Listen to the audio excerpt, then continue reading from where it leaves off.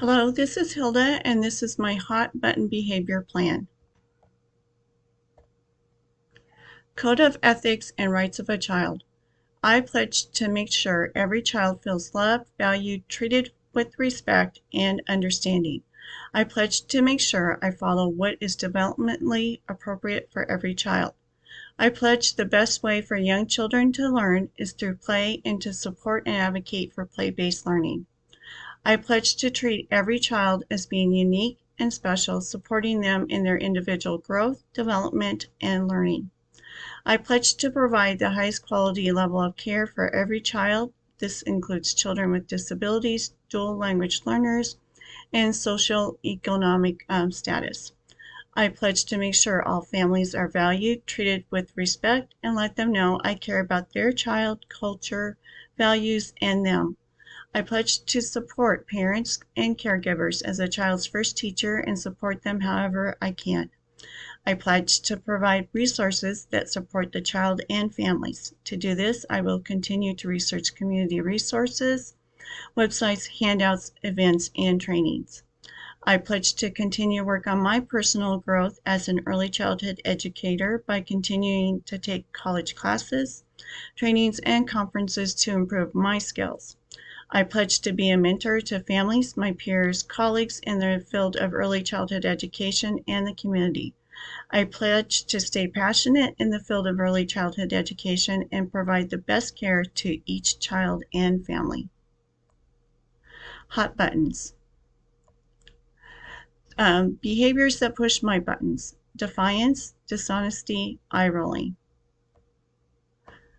The emotion that these behaviors make me feel is defiance, makes me feel frustrated, dishonesty makes me feel hurt or sad, and eye rolling makes me feel disrespected.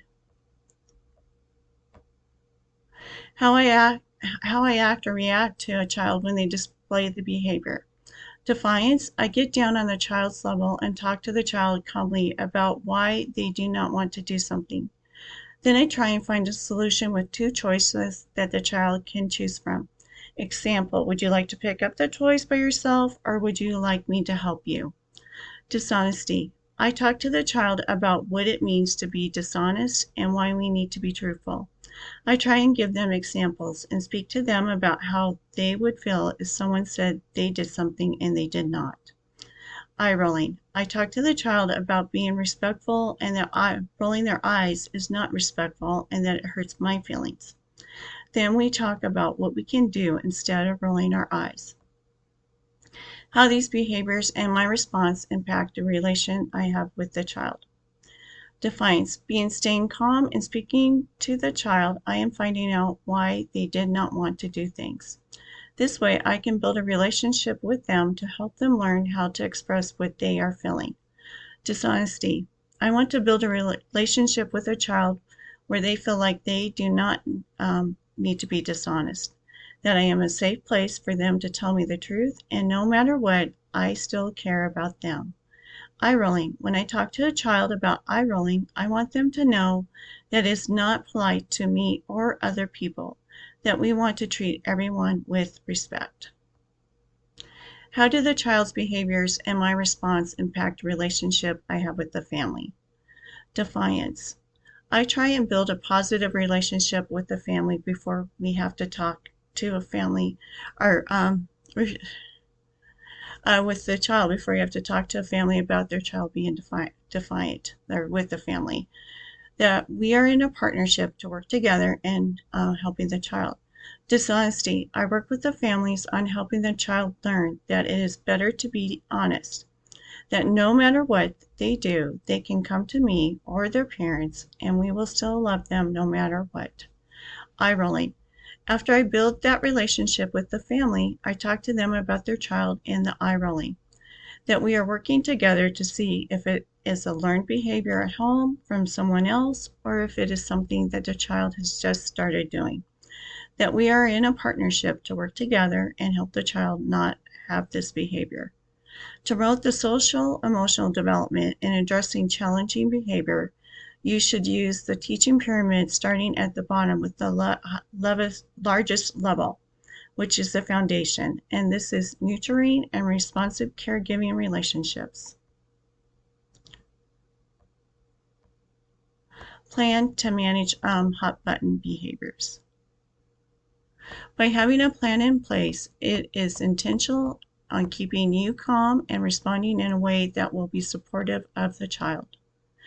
Before your buttons are pushed, is the environment supportive of the children?